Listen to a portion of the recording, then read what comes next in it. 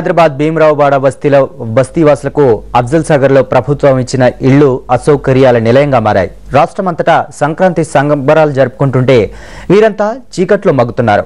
బాధితులతో ముఖాముఖిని మా ప్రతినిధి ప్రసాద్ రావు ఇప్పుడు లైవ్ లో అందిస్తారు. ఓటు ప్రసాద్.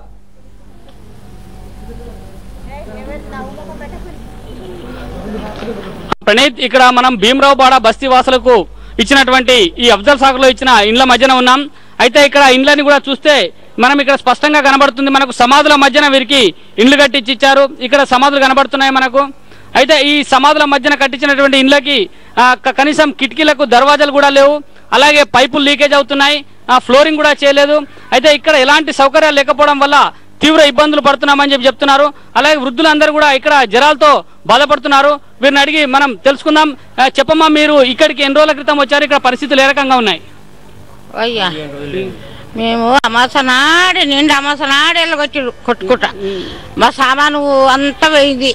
బాగా ఇక మేము చూసి జ్వరాలతో ఏడుతున్నాము. మాకు ఇక్కడ ఏం మంచిగా లేదు.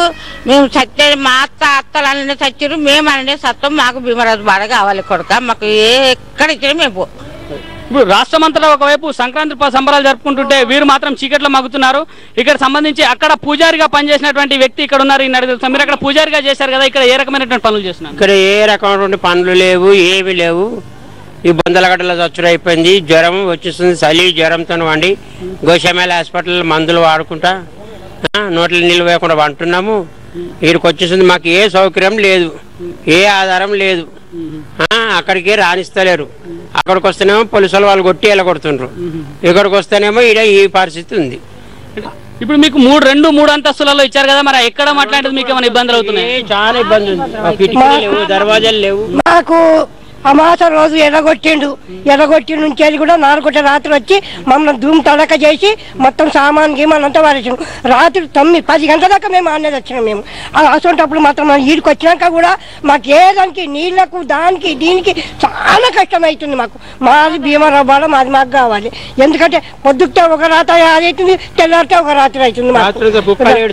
ఏడ్చుడు బొందలు దసరా దొంగలు సంక్రాంతి పండుగ మాకు ఎవరు నజరు పెట్టలే కొడుక.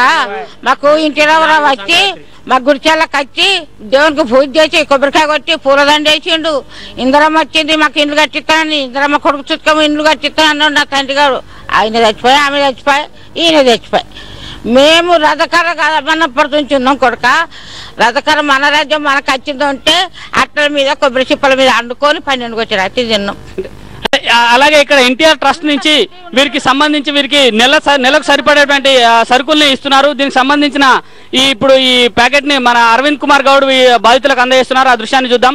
అలాగే ఇక్కడ తీవ్రమైనటువంటి జ్వరాలతో బాధపడుతున్నా మమ్మల్ని ఎవరు పట్టించుకోవడం లేదు మరి అంటున్నారు. ఇప్పుడు ఎన్టీఆర్ ట్రస్ట్ భవన్ నుంచి ఈ సరుకుల్ని అందజేయడం జరుగుతున్నది.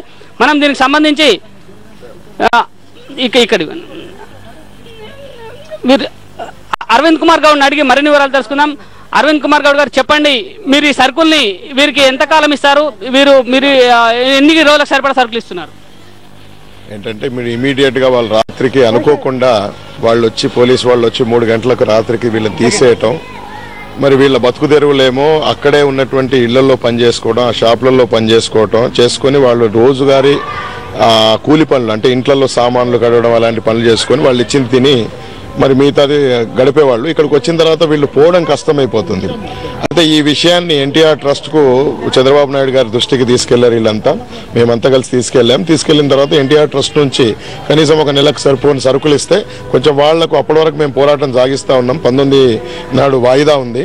మా నమ్మకం, వీళ్ళందరి నమ్మకం కూడా ఏంటంటే ఒక party office, Congress party office గురించి తీసుకున్నటువంటి వ్యవస్థను తప్పకుండా న్యాయస్థానం వాళ్లకు వ్యతిరేకంగా ఇస్తుంది, వీళ్ళ మీద వాళ్లకు అనుకూలంగా తీర్మానం ఇస్తుందనే ఉద్దేశంతో ఉన్నాం. అప్పటి వరకు మాత్రం వీళ్ళని చూస్తాం. తప్పకుండా నిన్న మేము పోలిట్ బ్యూరోలో కూడా తీర్మానం చేశాం, వీళ్ళకి అక్కడే ఇల్లు కట్టిస్తామని. అయితే దీనికి సంబంధించి పోరాటం కూడా కొనసాగిస్తున్నారు. ఇందిరా పార్క్ దగ్గర పెద్ద ఎత్తున ధర్నాలు కూడా నిర్వహిస్తున్నారు. ఈ నెల 18 వరకు ఈ ధర్నాలు సాగే అవకాశం ఉన్నాయి. Over to studio.